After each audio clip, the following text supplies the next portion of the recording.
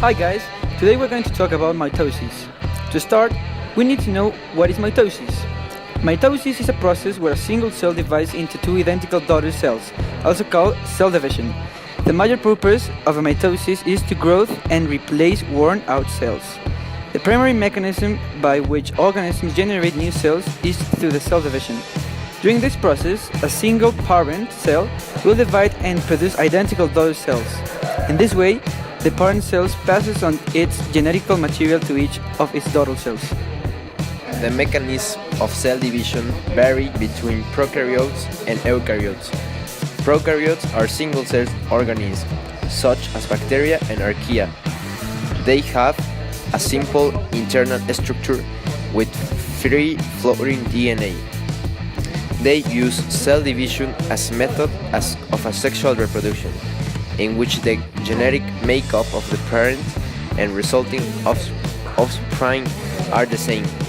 One common mechanism of asexual reproduction in prokaryotes is binary fission.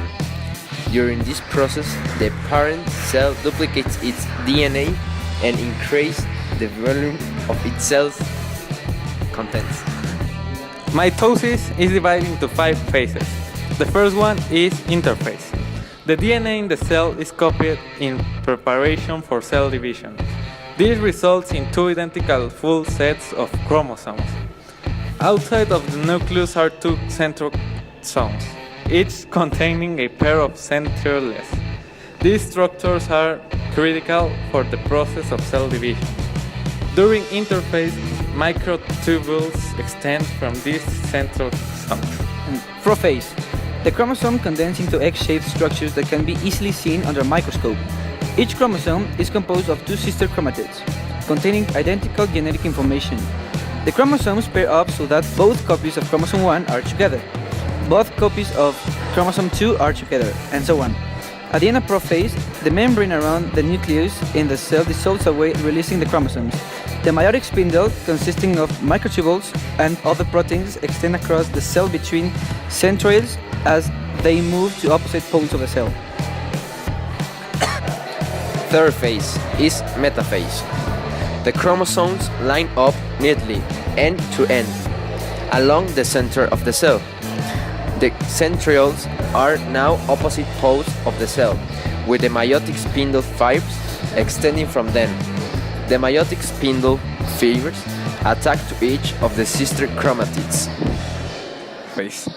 The sister chromatids are then pulled apart by the meiotic spindle, which pulls one chromatid to one pole and the other chromatid to the opposite pole. Telophase. At each pole of the cell, a full set of chromosomes gather together. A membrane forms around each set of chromosomes to create two new nuclei. The single cell that pinches in the middle to form two separate daughter cells, each containing a full set of chromosomes within a nucleus. The process is known as cytokinesis. Cell division is a universal process among living organisms. In 1855, Rudolf Virchow, a German researcher, made a fundamental observation about all living creatures. Every cell originates from another cell. In an original Latin, as author Myron Schultz recounts in 2008 article in the journal Emerging Infectious Diseases. The relationship between the cell cycle and cancer has led to the development of a class of cancer drugs that specifically target cancer cells during mitosis. According to an article published in 2012 in the journal Cell Death and Disease, this strategy encompasses a prolonged arrest of cells in mitosis, culminating in mitosis.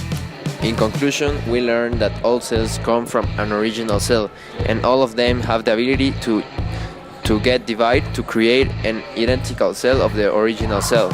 And this process is very important for the human body. It is responsible of many functions. That was all about what we wanted to say about mitosis. We hope you enjoyed this video. See you later.